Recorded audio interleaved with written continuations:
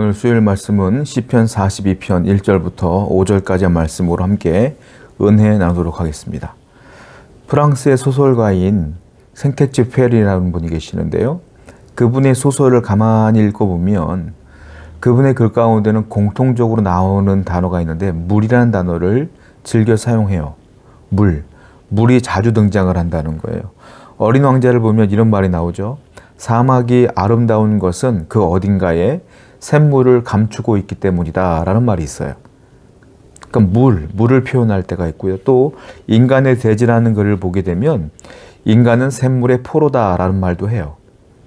물론 사람은 육신의 물을 먹지 않고는 살 수가 없어요. 인간은 우리가 알다시피 우리 신체의 70% 이상을 물이 차지하고 있다고 얘기하지 않습니까? 그러니까 물이 우리에게는 꼭 필요한 존재이고 우리의 생명을 유지하기 위해서는 물이 반드시 필요하다. 그런데 생텍쥐페리가 자기의 소설에서 이야기했던 그 물은 우리가 알고 있는 육신적인 육체를 유지하기 위한 물을 얘기하는 것이 아니라 바로 영혼의 갈급함, 영혼의 그 채워지는 물을 표현하는 거예요. 오늘 본문은 비슷한 의미입니다. 오늘 본문에서 물이 나오는데요. 이 물도 우리가 먹는 물이 아니라 우리 영혼에 쏟아지는, 영혼에 부어지는 그 물을 얘기하는 거예요. 이 물은 예수님께서 말씀하셨어요. 그 물의 정체는 무엇입니까? 생수. 생수는 성령이요 하나님의 은혜다. 우린 늘 성경을 통해서 알고 있잖아요. 오늘 본문은 그런 내용이에요. 하나님의 영이 그 물을 직접 우리에게 공급해 주시지 않으면 우리는 목말라 죽는다. 이런 얘기죠. 그런데 육신의 물은 눈에 보여요. 그 영혼의 물은 눈에 보이지 않아요. 육신의 목마름은 우리가 느껴요. 영혼의 목마름은 느끼는 분들도 있죠. 신앙이 있는 분들은. 그러나 신앙이 없는 분들은 영혼의 목마름을 몰라요.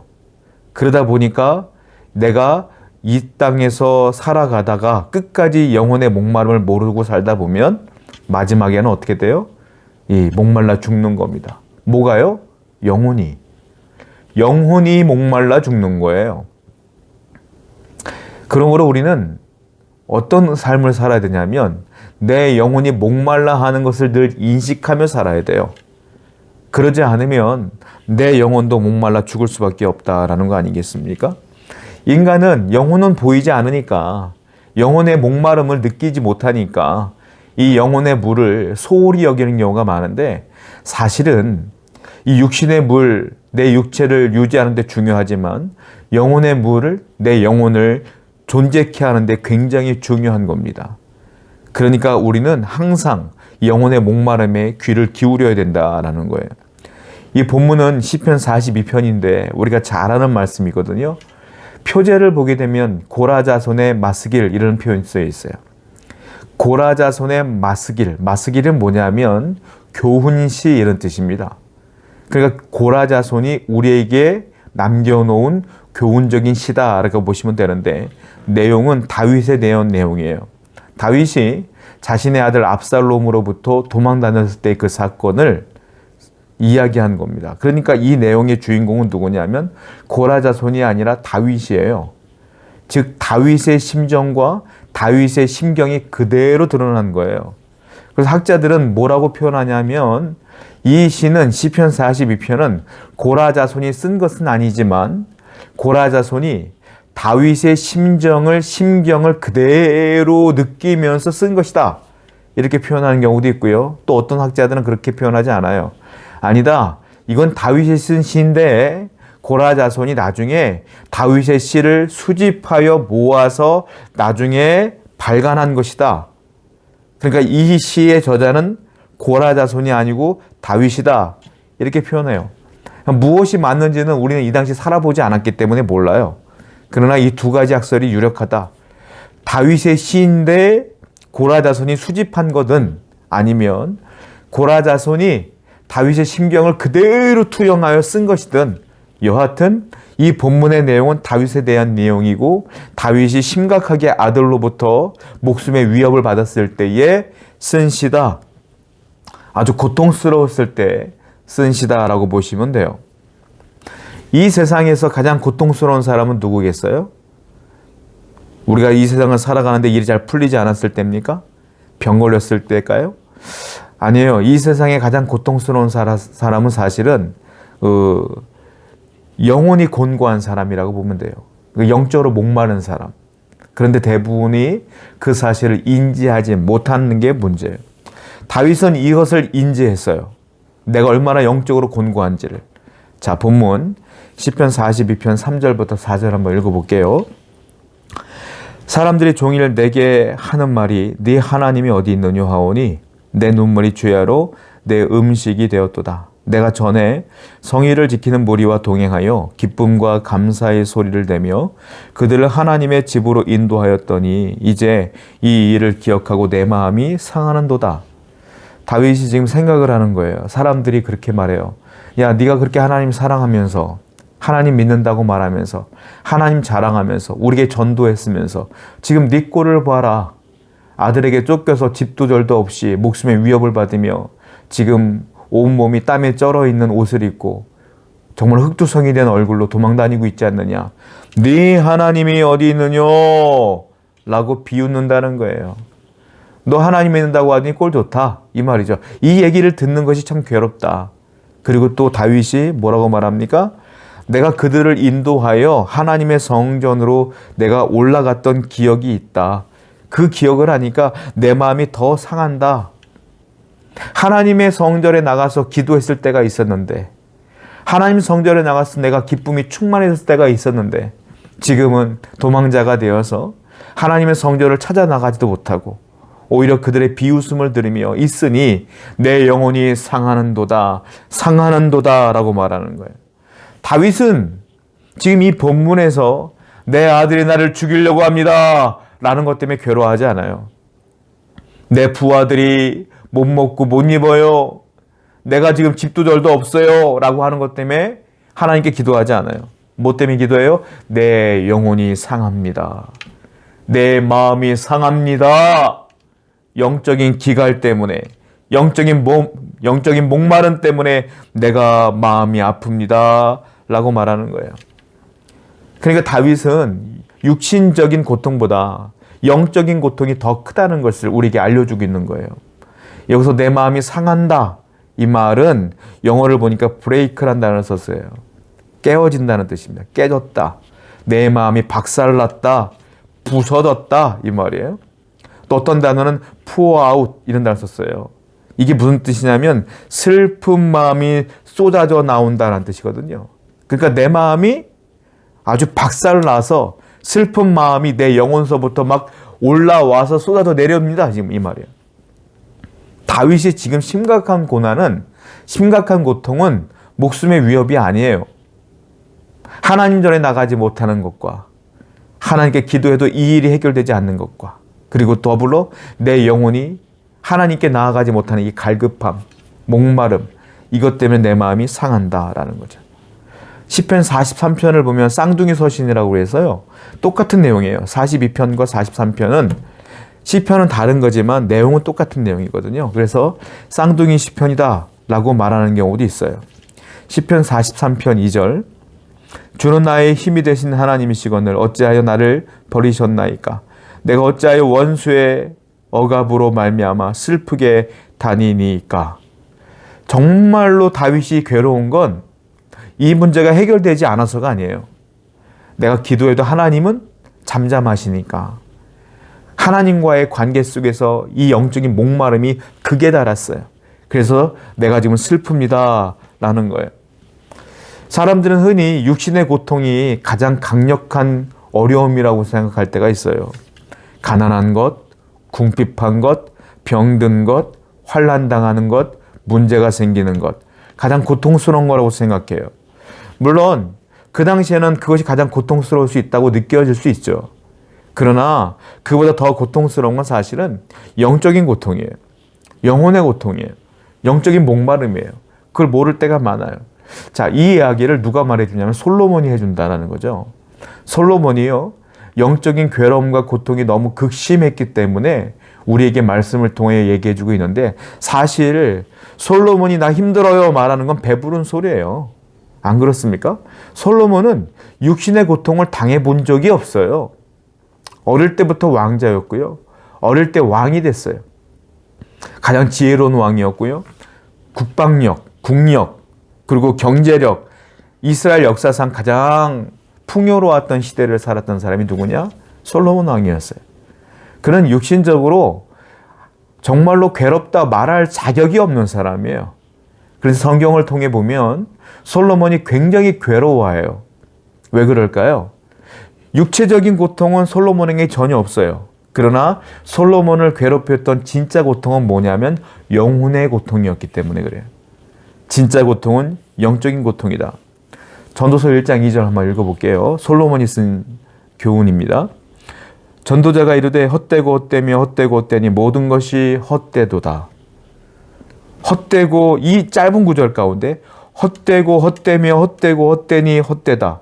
5번이나 헛되다는 얘기를 이 짧은 구절에서 얘기하고 있어요. 이 헛되다는 건 뭐예요? 내가 돈이 많은 것도 헛되다. 내가 왕인 것도 헛되다. 내가 지혜로운 것도 헛되다. 국력이 좋은 것도 헛되다. 경제력이 좋은 것도 헛되다. 다 헛되다. 헛되다. 육신적인 건 다 헛되다. 내 영적인 것은 목마름이 가득하다. 하나님으로부터 내가 영적인 갈급함이 있으니 육신적인 것들이 아무리 채워져 봤자 다 헛되다 라고 솔로몬은 얘기하고 있는 거 아니겠어요?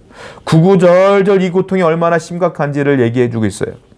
전도서 1장 8절 눈은 보아도 족함이 없고 귀는 들어도 가득 차지 않았노다. 왜 헛되냐? 눈은 보아도 족함이 없다. 즉 욕심이 한도 끝도 없다는 거. 육신적인 건. 여러분, 부자는요, 우리가 볼 때 재산이 1조래, 재산이 2조래, 재산이 1000억이래. 우리가 이렇게 생각하면 사람들은 뭐라고 생각합니까? 아, 그 정도면 뭐 충분하지 않을까? 라고 생각하지 않겠어요? 그러나 사람들은 그렇게 생각하지 않습니다. 뭐라고 생각합니까? 욕심이 더 생기는 거예요. 더욱더 욕심이 생겨요. 내가 1조를 가지면 2조 가진 사람이 더 부러운 거예요. 눈은 보아도 족함이 없어. 들어도 족함이 없어. 만족하지 않아. 계속적으로 욕심이 생겨. 솔로몬이 그런 거예요. 내가 아무리 좋은 걸 봐도 또 좋은 걸 원하고, 내가 아무리 좋은 걸 들어도 또 좋은 걸 듣고, 계속 욕심이 생기니까 만족함이 없어. 그러니까 그것은 진짜 만족한 것이 아니다 라고 표현하는 거 아니겠어요? 전도서 5장 10절 한번 읽어볼게요. 은을 사랑하는 자는 은으로 만족하지 못하고 풍요를 사랑하는 자는 소득으로 만족하지 아니하나니 이것도 헛되도다. 똑같은 말이에요. 은을 사랑하는 자는 은이 아무리 많아도 만족하지 않아요. 풍요를 사랑하는 자는 소득으로 만족하지 않아요. 다 헛되다. 자기가 그렇게 살아봐서 아는 거예요. 진짜 공허한 거야. 늘. 계속. 쉽게 말하면 밑 빠진 독에 물 붓기예요. 밑이 없는데 계속 물을 부으면 어떻게 돼요? 채워지지 않잖아요. 아니, 이거는 그냥 가볍게 얘기한 거고, 쉽게 설명하면 블랙홀과 같아. 아무리 쏟아 넣어도 그냥 다 사라져 버리는 거야. 육체적인 것은 다 그런 거예요. 여러분은 어떠세요? 내가 이것만 가지면 평생 소원이 없겠다. 가져봤잖아요. 소원이 없어요? 아니요. 더 큰 거 생긴 거지. 내 사업장이 이만큼만 되면 좋겠다. 해봤잖아요. 만족해요? 아니요. 더 큰 걸 원하게 되는 거지. 계속 확장하고. 직장 내에서 내가 이만큼만 연봉 되면 좋겠다. 돼봤잖아요. 만족해요? 아니잖아요. 더 똑같은 거예요. 밑 빠진 독에 물 붓게요. 솔로몬이 그 얘기를 하고 있는 거예요. 나는 사람들이 볼 때는 걱정이 없을 것 같다라고 하지만 내 진짜 걱정은 육신적인 것이 아니라 영적인 것이다. 내 영혼은 늘 갈급하다. 목마르다. 라는 것만 하는 거예요. 그러니까 진짜 고통스러운 건 뭡니까? 영적인 목마름인 거예요. 그러면 가장 아름다운 사람은 어떤 사람이겠어요? 자, 사람은 내가 아까 말씀드린 것처럼 영적인 목마름이 눈에 안 보이는 것이기 때문에 대부분의 사람들은 내가 잘 살고 있는 줄만 알아요. 그런데 진짜 아름다운 사람은 누구냐면 내 영적인 목마름을 인식하는 사람이 진짜 아름다운 사람인 거야. 내 영적인 목마름을 알기 때문에 이 목마름에 대한 해결책을 위해서 하나님을 갈망하는 겁니다. 그 사람이 아름다운 사람인 거예요. 여러분은 어떠세요? 내가 영적으로 지금 만족합니까? 사람은 만족할 수 없어요. 왜? 우리는 죄인이거든. 죄인이기 때문에 만족할 수가 없어. 언제나 목마를 수밖에 없는 거예요. 그러니까 이 목마름을 늘 인지하고 하나님을 늘 갈망하는 인생이야말로 진짜 축복받은 인생이 아니겠느냐. 그거예요. 다윗이 바로 그런 아름다운 사람이었어요. 시편 42편 1절 하나님이여 사슴이 시냇물을 찾기에 갈급함 같이 내 영혼이 주를 찾기에 갈급하나이다. 하나님이여 내가 그래서 목말라서 내가 하나님을 찾습니다. 마치 목마른 사슴이 시냇물을 찾아 헤매는 것처럼 내 갈급함이 그만큼 갈급하기에 내 영혼도 주를 찾습니다. 갈급합니다 라고 말하는 거예요. 여기 보면 주를 찾기에 갈급하나이다. 갈급이란 단어가 나오는데 영어로 팬트라는 단어를 씁니다. 팬트는 뭐냐? 헐떡이다라는 뜻이에요. 즉 내가 주를 찾기에 갈급하나이다 이 말은 내가 주를 찾기에 헐떡입니다 이 말이에요. 이 부분을 제대로 해석한 부분이 있죠. 비슷한 용례가 있는데 시편 119편 131절에 나와요. 내가 주의 계명들을 사모함으로 내가 입을 열고 헐떡였나이다. 여기 헐떡 이게 팬트예요. 아까 갈급 팬트예요. 똑같은 단어예요. 지금 다윗은 하나님을 찾는데 목마른 사슴이 헐떡이는 것처럼 그렇게 찾는다라는 거 아니겠어요? 상상을 해보세요. 여러분들 강아지 키워보셨죠? 지금도 키우고 계시는 분이 계시는데 강아지가 목마를 때 어떡합니까? 헐떡거려요. 정말로 목마를 때. 동물은 그래요. 사슴이 그래. 그렇게 목말라 하는 모습을 다윗이 표현하는 거 내가 그만큼 주님을 사모합니다라는 거예요. 우리나라 강우량은 연평균 강유량은 우리나라는 1200mm예요. 근데 팔레스타인 지역은 연평균 강우량이 600mm예요. 우리나라의 절반뿐이 안 돼요. 근데 이 강우량의 대부분은 어디서 나오냐면 우기 때 내려요. 우기 때. 건기 때는 거의 비가 안 내린다고 보시면 돼요. 그러니까 이 팔레스타인 지역, 이스라엘 지역, 특히 남부 지역은 거의 다 사막 지역인데 다윗은 어느 나라 왕이죠? 북쪽과 남쪽에 있는 남유다의 왕 아닙니까? 그게 남쪽 지방이란 말이에요. 남쪽 지방은 거의 다가 사막 기후예요. 그러니까 연평균 강우량이 600mm인데 거기다 우기 때만 내리는데 건기 때는 비가 거의 내리지 않기 때문에 다 사막이 된단 말이에요. 사슴이 이 물을 먹기 위해서 이 건기 때에 목마른 사슴들이 여기저기 다니며 목숨을 걸고 헐떡거리며 다니는 그 모습을 다윗이 자기의 모습과 투영하여 표현하고 있는 거예요. 그만큼 나는 절박하게 하나님을 찾습니다. 내가 여호와를 갈망합니다. 라고 하는 표현인 것이죠. 다윗은 자신의 영혼을 추스리면서 스스로 마음을 다져요. 시편 42편 5절 내 영혼아 네가 어찌하여 낙심하며 어찌하여 내 속에서 불안해하는가. 너는 하나님께 소망을 두라. 그가 나타나 도우심으로 말미암아 내가 여전히 찬송하리로다. 다윗은 지금 목마른 거예요. 하나님과의 목마름이 있는 거예요. 내 기도에 응답하지 않는 하나님. 내 옆에 계셔 주시옵소서. 내 예배를 받아 주시옵소서. 나를 만져 주시옵소서. 그러니까 하나님의 말씀이 없다 보니까 다윗이 불안해하는 거야. 낙심한 거야. 스스로에게 다짐해요. 내 영혼아 어찌하여 불안해하느냐. 어찌하여 낙심하느냐. 믿어라. 믿어라.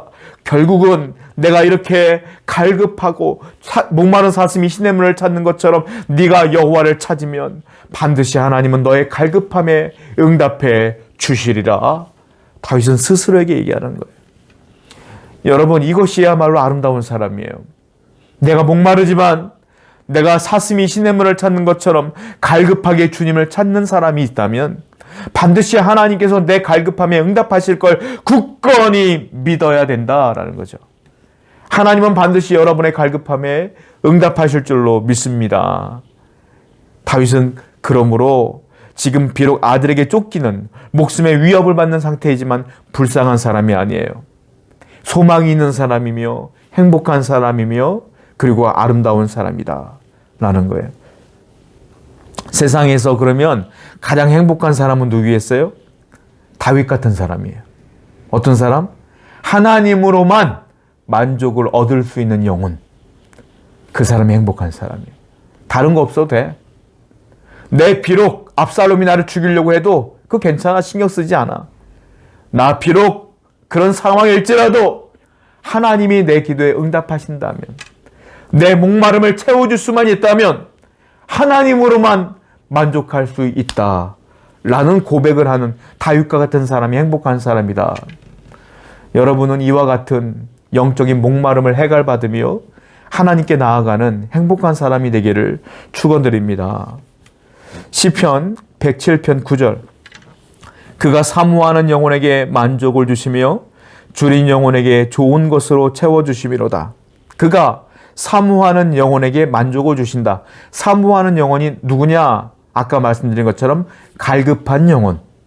갈급한 영혼이 사모하는 영혼이에요. 사모한다는 것은 목말라 찾는다라는 뜻이에요. 그러니까 내가 목말라 하나님을 찾는 것이 하나님을 사모하는 거예요. 그 사람이 어떤 일이 벌어져요? 하나님은 반드시 그 사람에게 만족을 주시며 그 영혼에게 좋은 곳으로 채워주신다. 인간은 언제부터 영적인 고통이 시작됐을까요? 아담과 하와가 죄를 짓고 에덴 동산에서 쫓겨났을 때부터예요. 에덴 동산은 기쁨이란 뜻이에요. 거기는 기쁨이 있었던 곳이에요. 그런데 거기는 아담과 하와가 옷을 입지 않아도요, 집이 없어도요, 자동차가 없어도요, 비행기가 없어도요, 아파트가 없어도요, 기쁨이 충만했어요. 왜요? 하나님이 거기에 함께 있었기 때문에. 근데 아담과 하와가 죄를 지음으로 쫓겨났잖아요. 그때부터 옷을 입었고 아담과 하와는 집을 지었고 땅을 지었고 거기서 농사를 지으며 살았어요. 만족함이 없어요. 없었던 땅도 생겼고 없던 집도 생겼는데 없던 옷도 생겼는데 만족함이 없어요. 왜요? 하나님이 거기에 없었거든요. 인간이 죄를 지으면서부터 인간은 영혼적인 고통이 시작된 거예요. 근데 그것을 오늘날 많은 사람들은 인식하지 못해. 불쌍한 거예요. 그러니까 인식하지 못하니까 눈에 보이는 것만 찾아. 좋은 차, 좋은 집, 그리고 좋은 직장, 그리고 돈, 이런 것만 찾아다녀. 만족합니까? 만족해요? 솔직히 말해보세요. 만족하십니까? 행복하십니까? 하나님이 없는 것은 행복할 수가 없는 거예요. 죄로부터 이 이해가 시작된 거예요. 그 고통을 깨뜨리기 위해서 누가 오셨어요? 예수님이 오신 거예요. 그래서 그때부터 우리는 예수님을 믿음으로, 하나님을 믿음으로 내 영혼에 주님이 내주하고 계시는 거야. 성령님이. 그러므로 나 비록 이 땅에 땅이 없어도, 가진 것 없어도 행복할 수 있는 거지. 진짜 행복은 어디서부터 오는 거예요? 내 안에 주님으로부터 오는 거 아니겠습니까? 진짜 행복한 사람은 그러므로 내 안에 주님을 모시고 주님과 동행하고 주님과 더불어 늘 동행하며 살아가는 것, 함께하는 삶을 사는 것, 그것이야말로 진짜 행복 아니겠어요? 자, 예수님께서는 우리에게 무엇을 주셨습니까? 생수를 주셨어요. 이 장차 우리가 천국에 올라가면, 자, 어떤 일이 벌어지냐면 계시록 22장 1절부터 2절, 또 그가 수정같이 맑은 생명수의 강을 내게 보이니 하나님과 및 어린 양의 보좌로부터 나와서 길 가운데 흐르더라. 예수님을 이 땅에 모시고 그분을 믿으며 주님과 더불어 살아가는 사람들은 천국에 있는 생수의 강의 지류가 내 안에 들어온 거예요. 그러니까 이건 생수의 강의 원천이 아닌 거예요. 우리의 기쁨은 잠깐의 지류야. 지류. 조그만 지류. 근데 천국에 가면 그 생수의 강에 원천적인 생수의 강이 있어. 그 천국은 우리가 상상도 할 수 없는 기쁨이 충만한 곳이라는 거예요. 우리는 그 기쁨을 조금 누리고 사는 거예요, 지금. 예수님을 믿는다면. 그러니까 이 안에 영적인 갈급함이 조금 해결되었지만 천국에 가면 전혀 목마름이 없고 우리는 늘 행복하며 살 수밖에 없는 거죠. 그러니까 천국을 사모해야 되는 거 아니겠습니까? 그 영적인 목마름을 주님으로부터 해결받아야 되는 거 아니겠어요? 그러니까 많은 사람들이 아무리 좋은 것들을 가지고 있다 할지라도 영적인 고통에서 해결받을 수가 없는 거예요. 유명한 교수님 가운데 이어령 교수님이라는 분이 계시잖아요. 이어령 교수님이 이어령 교수님의 글을 제가 한번 읽어봤는데 이런 글이 있더라고요. 아주 제가 은혜를 받았어요. 나는 명예를 추구하며 글을 썼더니 명예가 얻어졌습니다. 나는 돈을 벌려고 무지하게 애를 썼더니 돈이 벌렸습니다. 나는 몸에 병이 생겨서 병을 고치려고 병원에 갔더니 병이 나았습니다. 그런데 어느 날 갑자기 너무 외로웠습니다. 그래서 혼자 극장에 가서 영화를 봤습니다. 팝콘도 먹어봤습니다. 근데 그 외로움이 채워지지 않았습니다. 그리고 여행도 가보았습니다. 그러나 역시 이 외로움이 채워지지 않았습니다. 저는 어느 날 깨달았습니다. 이 외로움은 영적인 외로움이라는 것을 깨달았습니다. 그래서 예수님을 찾았습니다. 그래서 그분을 믿기로 했습니다. 그리고 지금은 외롭지 않습니다. 너무 행복합니다. 저는 이거를 봤어요. 여러분, 느지막한 나이에 이 영적인 목마름을 깨달은 거예요. 그 목마름을 예수님으로부터 채워진 거예요. 그리고 행복하다는 거예요. 여러분, 이것이 진짜 행복인 거예요. 여러분들의 안에 예수님이 계시고 예수님과 더불어 동행하는 것, 그것이야말로 행복 아니겠습니까? 우리는 육신의 조건과 상관없이 하나님께 다가가야 돼요.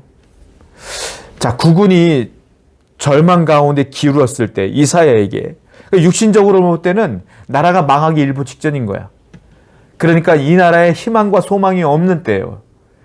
불안할 때예요. 낙심할 때죠. 그때 하나님은 이사야에게 이렇게 말씀하십니다. 성경을 볼까요? 이사야 40장 31절. 오직 여호와를 앙망하는 자는 새 힘을 얻으리니 독수리가 날개치며 올라감 같을 것이요 다른 박질하여도 곤비하지 아니하겠고 걸어가도 피곤하지 아니하리로다. 오직 여호와를 앙망하는 그 마음이 있으면 새 힘을 얻게 될 거야. 독수리가 앉아있다가 날개를 탁 치며 올라간 것이 너도 그렇게 될 거야 라고 하나님께서 위로하시는 건 아니겠습니까? 사람이 어떠한 처지에 있든지 간에 여러분들이 여호와를 앙망하고 갈망하며 갈급하며 사모하면 하나님이 그 영혼을 채워주신다. 여러분들의 조건은 아무 상관이 없는 거예요. 내 영혼이 행복해지면 되는 거 아니겠습니까? 그러면 현실이 어땠든 간에 내 마음은 평안한 거예요. 기쁜 거예요. 이사야 55장 6절. 너희는 여호와를 만날 만한 때에 찾으라. 가까이 계실 때 그를 부르라. 오늘 하나님은 여러분들을 찾습니다. 여러분도 다윗처럼 목마른 사슴이 시냇물을 찾는 것처럼 갈급한 마음으로 사모하는 마음으로 지금 있는 곳에서 여호와를 찾으세요. 지금이 여호와를 만날 만한 때요. 지금 찾아야 되는 거예요. 그래야 할 때 하나님께서 여러분들에게 한량없는 기쁨을 주실 줄로 믿습니다. 기도합시다. 하나님, 영적인 목마름을 인지하고 인식하며 깨달으며 하나님을 찾는 자가 되게 하여 주옵소서. 육신의 문제가 어떻든 간에 내가 영적인 문제를 깨달아 주님을 찾는다면 하나님께서는 반드시 우리 안에 기쁨을 주실 줄로 믿습니다. 오늘도 행복하고 기쁘며 감사하는 삶을 살아가는 모든 성도 될 수 있도록 인도하여 주옵소서. 예수님의 이름으로 기도드렸습니다. 아멘.